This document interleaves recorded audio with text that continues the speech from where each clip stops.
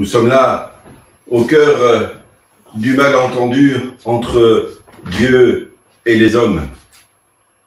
Nous sommes là au cœur de ceux qui opposent véritablement Dieu et la vision que nous avons de lui. Jésus entre à Jérusalem comme le roi annoncé, et le malentendu s'aggrave. Ce malentendu, il a commencé dès l'origine, dès le début.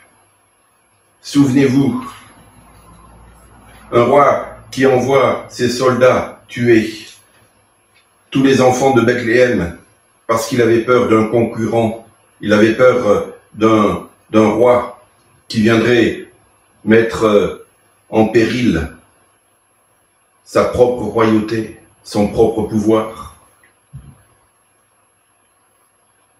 Dès le début, le malentendu est en place.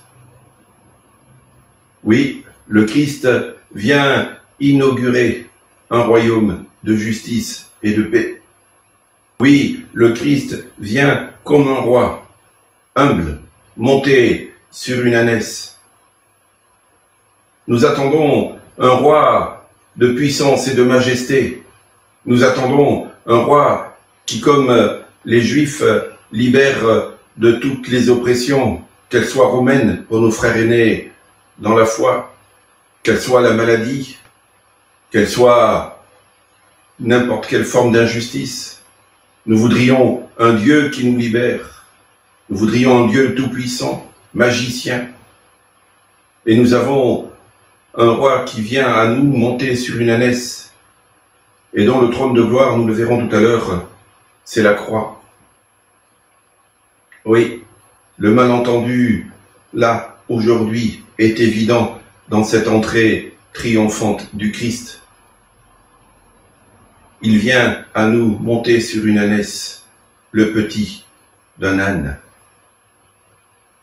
Oui, nous avons sans cesse à convertir notre cœur pour pouvoir accueillir le Christ tel que lui veut se donner à nous, humbles et pauvres, dont la gloire se manifeste dans l'impuissance de la croix, dont la toute-puissance se manifeste dans le tombeau vide. Oui, en ce jour où nous fêtons l'entrée triomphante du Christ, prions pour qu'il nous soit donné de convertir notre cœur et d'accueillir le Christ, humble et doux, pauvre de cœur, lui qui ne cesse de se donner à nous. Amen. Je reviens à ce que je vous disais tout à l'heure sur le malentendu. Oui, trop souvent, nous attendons un Dieu magicien, un Dieu tout-puissant. Oui, je crois en un Dieu tout-puissant. Mais il nous faut faire attention aux mots que nous utilisons et convertir sans cesse notre cœur. Moi, le premier, j'aimerais un Dieu qui, d'un coup de baguette magique, puisse arranger tout ce qui ne va pas dans ma propre vie, dans la vie du monde. Un Dieu qui, comme par un coup de baguette magique, pourrait éliminer tous les coronas, tous les virus, toutes les grippes, tous les cancers. Et je contemple le monde autour de moi et je constate qu'il n'en est pas ainsi. Alors, la question peut se poser, Seigneur, quelle est ta toute-puissance? Tu nous parles et tu nous dis que tu es le Tout-Puissant. Alors, regarde le monde dans lequel nous vivons avec ses injustices, agis. Et Dieu répond à notre prière, et il agit. Et il agit d'une façon que nous n'attendions pas. Il agit en mourant au bois de la croix.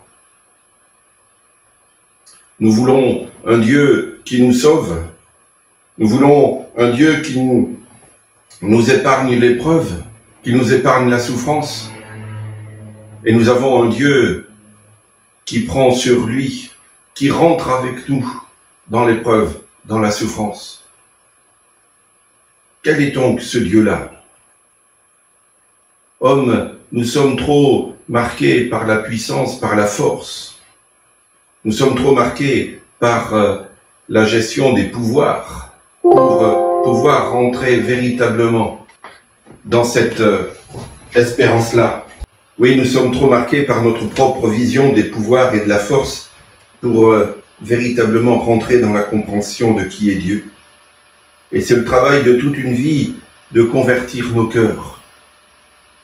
Alors, en ce jour où est placée face à face la gloire des hommes, avec ce peuple qui chante Hosanna au plus haut des cieux,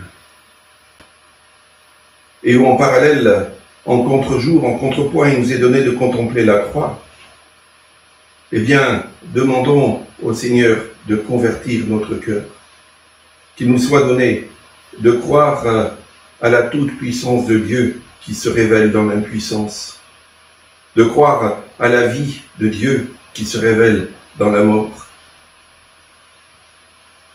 à la victoire finale qui se révèle dans la défaite apparente. Oui, il nous faut sans cesse convertir nos cœurs. Seigneur, donne-nous de croire que tu es le Dieu qui se tient à nos côtés, qui marche avec nous dans les épreuves. Oui, Seigneur, convertis nos cœurs, donne-nous de croire en toi, tel que toi, tu veux te révéler à nous. Amen.